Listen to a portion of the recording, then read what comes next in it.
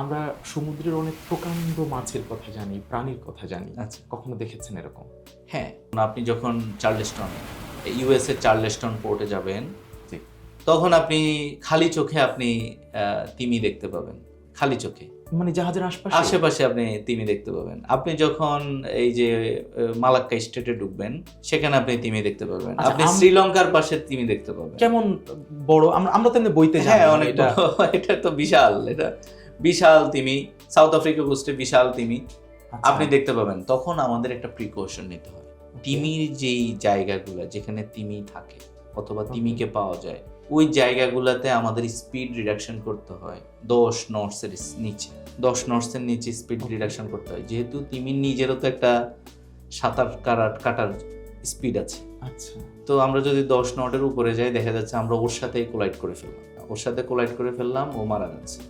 অনেক জাহাজে আছে যে তিমিকে মেরে তিমিকে সহ জাহাজে নিয়ে যায়, পোর্টে আসছে। ও মানে ওই যে জাহাজের সামনের অংশে একটা বাঁকার মতো আছে, সেটাকে বলে বালবাস বাও।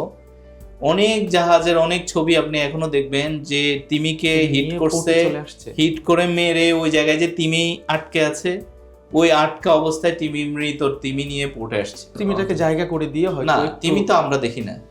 আমরা তো যদি খালি চোখে দেখি তাহলে তো আমরা সেটা অবশ্যই অ্যাভয়েড করব, কিন্তু আপনি তো আসলে মাছের জন্য তো কোনো রেগুলেশন নেই। মাছের সাথে আপনি কিভাবে পাস করবেন, কিভাবে ক্লিয়ার করবেন, সে তো একটা প্রাণী, সে তো হতে পারে আপনার সাথে এসে সে নিজেই কোলাইড হলো।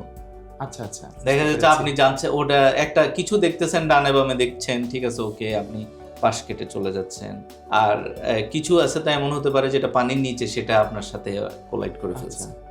আসলে এটা ইন্টেনশনাল না, এটা ইন্টেনশনাল। হাঙ্গর তো দেখি প্রশান্ত মহাসাগরে আমি এক সময় আপনার এসটিএস করতাম। এসটিএস হচ্ছে কি আপনার শিপ টু শিপ ট্রান্সফার। তো এসটিএস এর জন্য আমার দেখা যাচ্ছে প্রশান্ত মহাসাগরে 3-4 দিন 5 দিন ওয়েট করতে হতো ওই জাহাজটা আসবে একটা নির্দিষ্ট জায়গায়। মাদার একটা ভেসে থাকতাম, 5 দিন পরে দেখা যাচ্ছে আমার মাদার ভেসেলটা আসবে। তো আসবে, ওই অপেক্ষা করার সময় তা আমরা যে ফুড ওয়েস্টটা, আমরা খাবারের যে আমরা যেটা খাই সেটা তো আমরা সাগরে ফেলি। আচ্ছা। তো প্রশান্ত মহাসাগরে আপনি যখন ডিপ সি প্রশান্ত মহাসাগরে যাবেন, আপনি দেখবেন যে পানি খুবই স্বচ্ছ, আর খুবই স্বচ্ছ পানি। আপনি কি সরাসরি পানি খেতে পারেন? না, ওটা সি ওয়াটার আপনি খাওয়া যাবে, স্বচ্ছ। এটা লবণাক্ত তো, আমাদের ওটা দেশে ইয়ে করা যেরকম যাবে। আপনি আমাদের কক্সবাজার অথবা আপনি চিটাং গেলে যেরকম মাটি ওয়াটার দেখেন, কাদা মাটির কালারের পানি দেখেন, সেরকম না। প্রশান্ত মহাসাগরের পানিটা হচ্ছে খুবই স্বচ্ছ।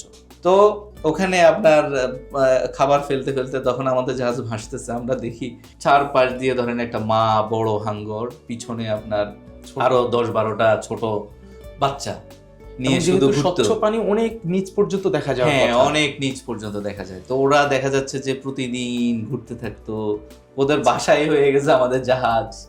তখন আমরা চিন্তা করতাম যে কেউ এখানে কেউ যদি ধরেন এখানে পড়ে গেল, খাবার হয়ে যাবে অবশ্যই। হাঙ্গরের অ্যাভেলেবল সেখানে হাঙ্গর। আচ্ছা, উল্টো ঘটনাটা কি ঘটে? আমরা যেরকমটা অনেক সময় সিনেমাতে দেখেছি যে আপনি যাচ্ছেন অনেকদিন, তো হঠাৎ মনে হলো ঠিক আছে সাগর থেকে ধরে তাজা মাছ খেলাম, এটা হয় কখনো? সাগর থেকে ধরে তাজা মাছ খাওয়ার মানে ওখানেই রান্না করে?